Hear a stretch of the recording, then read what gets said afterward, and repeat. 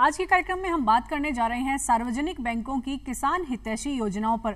आप अगर किसी बैंक से लोन लेना चाहते हैं अपने किसी भी कृषि कार्य के लिए या फिर आपने लोन लिया हुआ है, ये कार्यक्रम आपके लिए बहुत अहम है। किस तरह के दस्तावेज आपको तैयार करने हैं, प्रक्रिया में क्या चीजें हैं जिनकी जानकारी आपके पास होनी चाहिए और बहुत सारी ऐसी बातें जो आपको जानना बेहद जरूरी है। आज के कार्यक्रम में उन सब बातों पर हम चर्चा करने जा रहे हैं और चर्चा में विस्तार से जानकारी देने के लिए हमारे बीच मौजूद हैं सुदेश कुमार पुनिया। आप सार्वजनिक बैंक में प्रबंधक हैं। आपका कार्यक्रम में बहुत बहुत स्वागत है सुदेश जी। सुदेश जी, सबसे पहले तो हम किसान साथियों के लिए यही जानना चाहेंगे कि सार्वजनिक बैंक किस तरह से किसानों की मदद करते हैं, किस तरह से उनके हितैषी बनकर वो साथ खड़े रहते हैं। जी बिल्कुल, जैसे कि अपने सभी को पता है कि भारत एक कृषि प्रधान देश है और कृषि प्रधान देश में जब तक किसानों के हित की बात नहीं होती तब तक वो वाजिब नहीं है।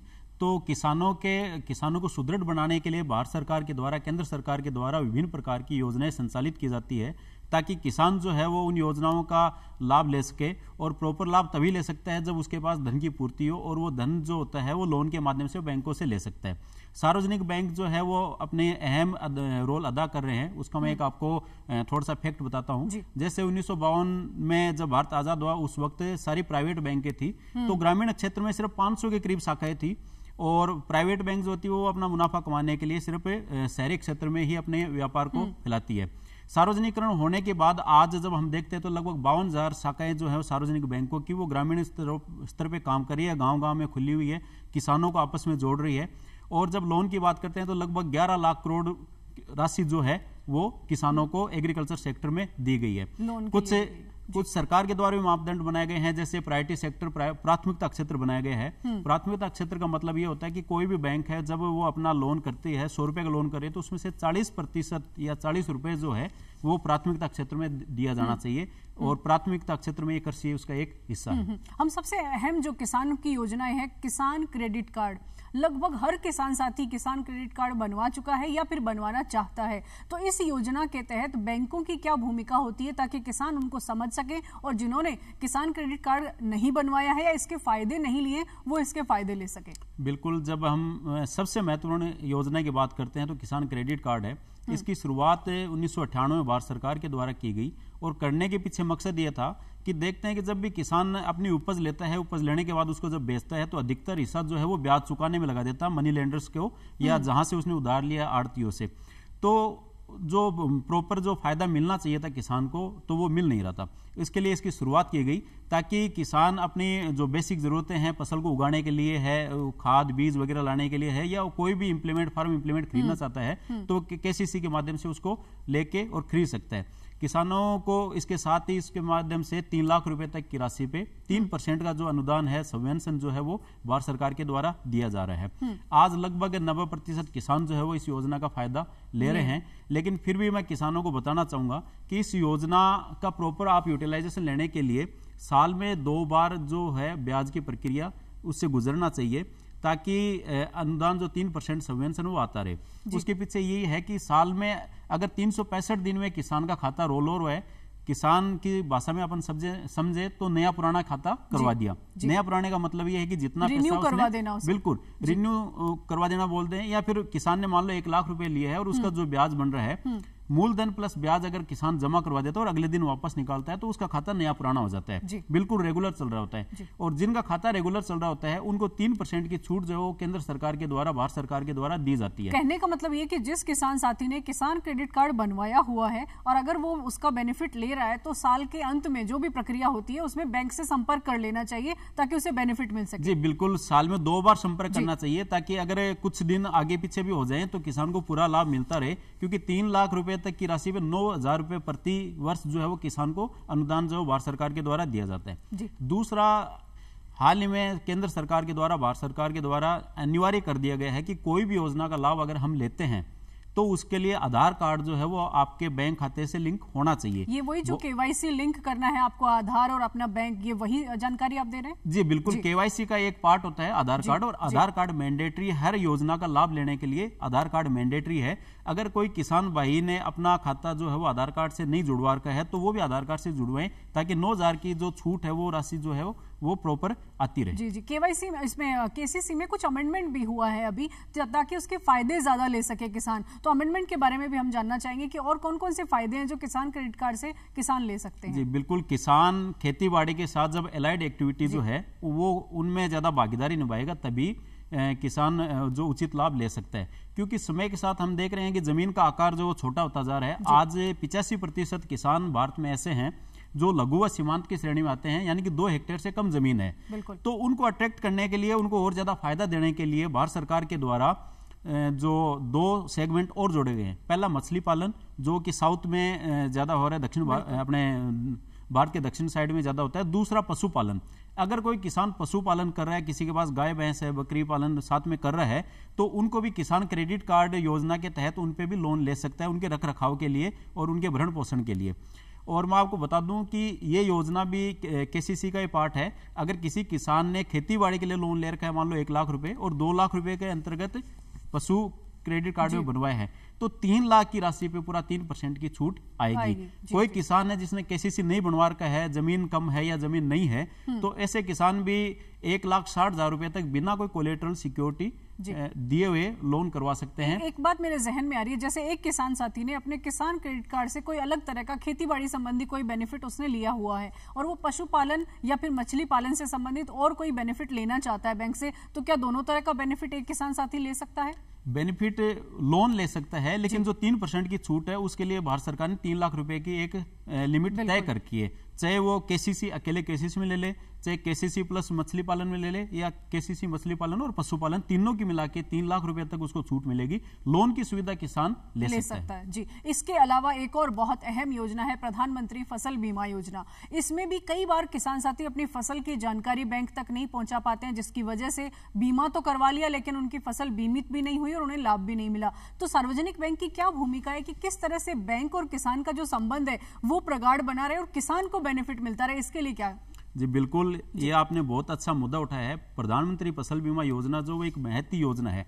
हम आज के समय में हर व्यक्ति जो अपने व्हीकल का भी करवाता है, खुद का भी बीमा करवा रहा है, तो उसी प्रकार से भारत के अंदर हर क्षेत्र में अलग अलग तरीके की बीमा की योजना जो वो चलती थी 2016 से पहले। तो हर क्षेत्र के अनुसार उनके नियम अलग थे, सारी चीजें अलग होती थी, एरिया बदलते नियम बदल जाते थे। तो पूरे भारतवर्ष में एक समान नियम और किसानों को अधिकतम लाभ देने के लिए उनको सबको समाहित करके प्रधानमंत्री फसल बीमा योजना की शुरुआत की गई।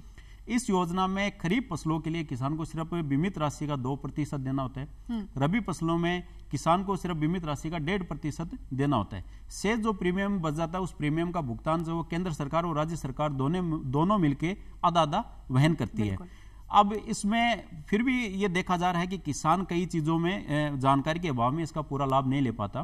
तो मैं 1-2 चीजें बता दूं। सबसे पहले तो जुलाई के महीने में खरीफ के लिए और रबी के लिए दिसंबर महीने में 31 दिसंबर और 31 जुलाई जो होती है वो कट ऑफ डेट होती है। उससे पहले किसान को बैंक में संपर्क करके अपनी बोई हुई फसल का ब्यौरा देना चाहिए, ताकि सही फसल, जो फसल आपने बोर की उसी फसल का बीमा किया जाए। हो सकता है कि आपने जो गिरदावरी दे रखी है या पूर्व के वर्ष में आपने जो दे रखी है फसल, बैंक को आपने सूचित कर रखा है और इस बार आपने बदलाव कर लिया, क्योंकि हम देखते हैं कि अमूमन किसान जो हर साल बदलता रहता है। पिछले वर्ष 5 बीघा में गेहूं कर रखा था, लेकिन हो सकता है इस बार 4 बीघा में गेहूं कर लिया। तो सबसे पहले तो किसान को अपनी जो बोई गई फसल है उसका ब्यौरा जो वो देना चाहिए। दूसरा, इसमें जो मैंने अभी पहले इंकित किया था कि आधार कार्ड जो आपके खाते से लिंक होना चाहिए। तीसरा है कि अगर हमने ये दोनों चीजें सही तरीके से कर ली और उसके बाद बेमौसम बारिश या किसी वजह से अपना नुकसान हो गया है, तो उसके लिए भी गाइडलाइन तय है कि एक निर्धारित समय में ही आपको सूचित करना होता है। सूचित करने के लिए बीमा कंपनी जो अधिकृत है उसके टोल फ्री नंबर पे आप सूचित कर सकते हो, या जिस बैंक से आपने करवाया उस बैंक में लिखित में आप सूचित कर सकते हो, या एग्रीकल्चर डिपार्टमेंट को कर सकते हो। और आजकल ऑनलाइन का जमाना है, तो क्रॉप इंश्योरेंस ऐप है, उस ऐप के माध्यम से 72 घंटे के अंदर आपको अपने खराबे की सूचना देनी होती है। सूचना देते समय किसान को किसान का खुद का नाम, आपका गांव का नाम, आपका खसरा नंबर, कौन सी फसल बोई थी और उस बोई गई फसल का अगर आपने करवाया है तो उसका पॉलिसी नंबर आपको देना होता है। बहुत अहम जानकारी सुदेश जी आपने दी। तो किसान साथियों, दो बातें सुदेश जी की जो जानकारी है उनमें से निकल कर आई है। एक तो ये कि अगर आपने फसल बीमा करवा लिया है तो इसका मतलब ये नहीं है कि अब आपको बैंक से संपर्क नहीं करना है, या आगे जो आप अपडेशन कर रहे हैं, चाहे आप फसल बदल रहे हैं या फिर और कोई गतिविधि कर रहे हैं और बैंक को जानकारी नहीं है तो भी आपको बेनिफिट नहीं मिल पाएगा। तो एक तो बैंक से लगातार आप जुड़ाव बनाए रखें, दूसरा आप कृषि अधिकारी से, आपके इलाके के जो कृषि पर्यवेक्षक हैं उनसे भी संपर्क बनाकर रखें, ताकि आपको जो भी गतिविधियां होती रहती हैं, चाहे वो बीमा से संबंधित हो या फिर कृषि की, वो भी आपको समय समय पर उसकी भी जानकारी मिलती रहे। सुदेश जी, एक और बात आती है कि किसान साथी कई बार आवेदन करना चाहते हैं, चाहे वो लोन के लिए या किसान क्रेडिट कार्ड के माध्यम से बेनिफिट के लिए, लेकिन दस्तावेज सही नहीं होते हैं उनके पास या बनवाए नहीं होते हैं। तो जो बेसिक डॉक्यूमेंट्स है, जिससे कहे कि ये दस्तावेज तो किसी भी लोन की प्रक्रिया में चाहिए ही चाहिए,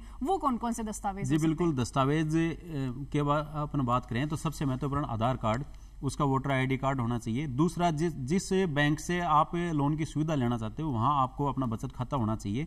तीसरी चीज, जमीन के दस्तावेज, क्योंकि किसान कोई भी लोन लेगा तो उसमें जमीन महत्वपूर्ण होती है। जमीन के आधार पे ही आपको लोन दिया जा रहा है, चाहे आप किसी भी फैसिलिटी को लो, क्योंकि 1,60,000 तक तो कोलेटरल फ्री है, लेकिन 1,60,000 के बाद आपको कोलेटरल सिक्योरिटी जो है किसान को देनी पड़ती है। तो उसमें किसान के पास जो कोलेटरल सिक्योरिटी होती है वो जमीन ही होती है। तो जमीन के दस्तावेज आपके पास, उसकी जमाबंदी होनी चाहिए, गिरदावरी होनी चाहिए, गिरदावरी 2 साल की, और वो नक्शा होना चाहिए। तीसरी चीज है कि आप किसी प्रोजेक्ट के रिगार्डिंग आप लोन लेना चाह रहे हो तो उसकी प्रोजेक्ट रिपोर्ट आपके पास होनी चाहिए। अगर पोली हाउस के रिगार्डिंग आप लोन ले रहे हो तो उसके लिए आपके पास मिट्टी पानी की जांच होनी चाहिए।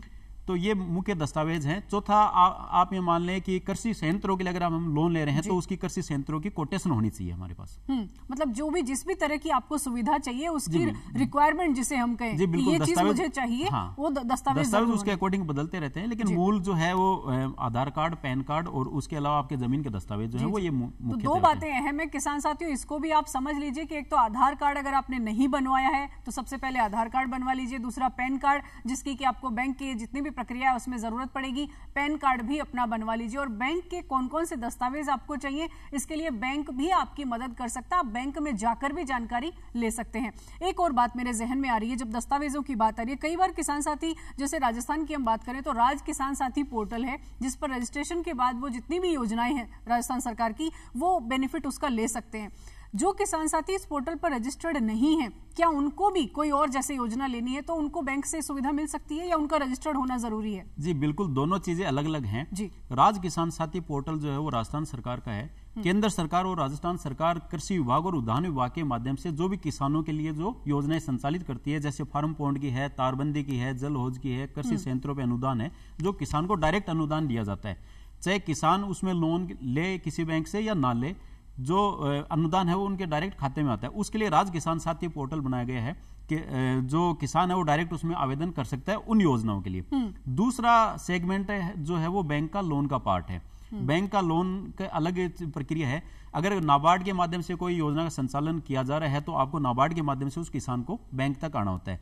और बहुत सारी योजनाएं अपन इस प्रकार से देखते हैं कि नाबार्ड द्वारा संचालित की जाती है, लेकिन ऑनलाइन आवेदन ना करके किसान को बैंक में लोन के लिए आवेदन करता है, और जब उसका लोन स्वीकृत हो जाता है तो बैंक ही अपने पोर्टल के माध्यम से सब्सिडी के लिए नाबार्ड में या जो एजेंसी जो दे रही है उसमें क्लेम करती होती है। तो राज किसान साथी और इसमें किसान को नहीं उलझना चाहिए। अगर लोन के लिए आपको आवेदन करना है और ऑनलाइन प्लेटफॉर्म पे अगर करना चाहते हो तो आज के समय में हर बैंक जो है वो अपने डिजिटल प्लेटफॉर्म के माध्यम से भी आवेदन स्वीकार कर रही है, तो आप उसके माध्यम से आवेदन कर सकते हो। और आपको अपने एरिया की ब्रांच से सिलेक्ट करनी होती है। चयन करने के बाद उस संबंधित ब्रांच में आप संपर्क कीजिए और जो आवश्यक दस्तावेज है उनकी आप पूर्ति कीजिए, तो लोन की प्रक्रिया कंप्लीट हो जाएगी। डिजिटल सिस्टम को समझना किसान के लिए बेहद जरूरी है। आप मोबाइल लगभग सभी के पास है, और आजकल तो किसान साथी लैपटॉप भी रखने लग गए हैं। आप जो भी दुनिया भर की जानकारी रखते हैं उसके अलावा अपने काम की जानकारी के लिए भी नॉलेज बढ़ाइए, ताकि आपको समय पर जो भी आपकी योजना का लाभ लेना चाह रहे हैं वो लाभ आपको मिल सके। एक और अहम बात आपसे जानना चाहूंगी, एफपीओज किसान साथी मिलकर बना रहे हैं, और एफपीओ में एक किसान साथी नहीं, किसानों का समूह है जो कि लोन के लिए अप्लाई कर सकता है। तो इसकी प्रक्रिया क्या अलग होगी और इसके लिए कैसे लोन में सार्वजनिक बैंक मदद करता है? जी बिल्कुल, आज के समय सबसे जो अच्छी बात है वो एफपीओ की होती है, क्योंकि हम देखते हैं किसान को उसकी उपज का उचित मूल्य नहीं मिल पा रहा है। तो उसके लिए भारत सरकार ने एफपीओ का गठन किया और ये लक्ष्य रखा कि अगले कुछ वर्षों में 5 वर्षों में 10,000 एफपीओ जो है वो पूरे भारतवर्ष में बनाए जाएंगे। ये कंपनी के तहत, रजिस्टर्ड कंपनी के तहत इनका रजिस्ट्रेशन होता है और जो भी इसके किसान जो मेंबर होते हैं वो शेयर होल्डर होते हैं, तो वो अपनी उपज का खुद मूल्य निर्धारित कर सकते हैं। एफपीओ का गठन जो है वो नाबार्ड के माध्यम से होता है। एक समूह के किसान मिलके अपनी कुछ राशि खुद जमा करते हैं, उतनी जमा एक समय 6 महीने का समय रहता है, उसके बाद जो है वो नाबार्ड में उसको रजिस्ट्रेशन करवाते हैं। जितनी कैपिटल उन किसानों के पास होगी उतनी ही भारत सरकार जो है नाबार्ड के माध्यम से देती है। आप अपनी गतिविधियों को संचालित आगे करने के लिए फिर लोन के प्रक्रिया के लिए आप आवेदन कर सकते हो बैंकों में। जो भी गतिविधि आप कर रहे हो या आप कोई कृषि संयंत्र खरीदना चाहते हो सकता है कि आप बीज जो है वो कहीं और से के लिए कोई यूनिट प्रोसेसिंग के लिए यूनिट लगाना चाह रहे हो या बीज खरीदना चाह रहे हो, तो आप लोन की प्रक्रिया के लिए बैंकों में आवेदन कर सकते हैं। किस तरह के दस्तावेज चाहिए, क्योंकि किसानों का समूह उसमें जुड़ा हुआ है? जी बिल्कुल, उस जैसे मैंने आपको बताया कि एक रजिस्टर्ड कंपनी है, तो 6 महीने आपने उस कंपनी को चला लिया, तो उसके आपकी बैलेंस शीट जो होगी, कितनी कैपिटल आपके पास है, कितने किसान आपसे यहाँ पे जुड़े हुए हैं और कौन सी गतिविधि के लिए आप लोन लेना चाहते हो, तो उसके ब्यौरे के आधार पे आपको लोन की सुविधा बैंकों के द्वारा दी जाती है। जी, एक पीएम कुसुम योजना के बारे में भी जानना चाहेंगे। पीएम कुसुम योजना के तहत भी अगर किसान सोलर प्लांट लगाना चाह रहा है अपने यहाँ, तो फिर सार्वजनिक बैंक कैसे मदद कर सकता है उनकी? जी बिल्कुल, सार्वजनिक बैंक जो है वो पीएम कुसुम कंपोनेंट में लोन की सुविधा दे सकती है। पीएम कुसुम में किसानों के लिए 2 कंपोनेंट होते हैं। एक सोलर वाटर पंप ले सकते हैं जिसमें 7.5 HP तक का जो होता है वो कृषि विभाग और उद्यान विभाग के द्वारा अनुदान पे दिया जाता है। शेष बची जो राशि है उस पर किसान जो है वो अपना लोन की सुविधा ले सकता है। उसके लिए आपके पास ट्यूबवेल है, उसका ट्यूबवेल का प्रमाण पत्र देना पड़ता है, आपकी जैसे मैंने आपको बताया आधार कार्ड पैन कार्ड देना पड़ता है, स्वीकृति जो कृषि विभाग से होती है वो स्वीकृति देनी पड़ती है। ये तो है अपने सोलर वाटर पंप के लिए। दूसरी चीज है कि किसान की जमीन है, बंजर भूमि है, उपजाऊ नहीं है, उस पे अगर सोलर प्लांट लगाना चाहता है तो उसके रिगार्डिंग तो किसान 0.5 मेगावाट से लेके 2 मेगावाट तक का लगा सकता है, जिसकी कॉस्ट अपन माने 2 मेगावाट की तो लगभग 8 करोड़ के समथिंग आती है। इसमें 75% जो राशि है उस पे बैंक आपको लोन कर सकती है। 25% जो राशि है वो मार्जिन मनी के रूप में किसान को खुद को करनी होती है। तो ये भी एक अच्छी चीज है कि आजीविका का किसान को एक अच्छा साधन है, क्योंकि अगर 8 करोड़ की राशि किसान के पास है तो वो किसान नहीं है, और जो किसान है उसके पास 8 करोड़ या 10 करोड़ की राशि हो नहीं सकती, तो बैंक आपको वो एक स्टेप आगे बढ़ने के लिए दे रही है, अपनी आजीविका को आगे बढ़ाने के लिए।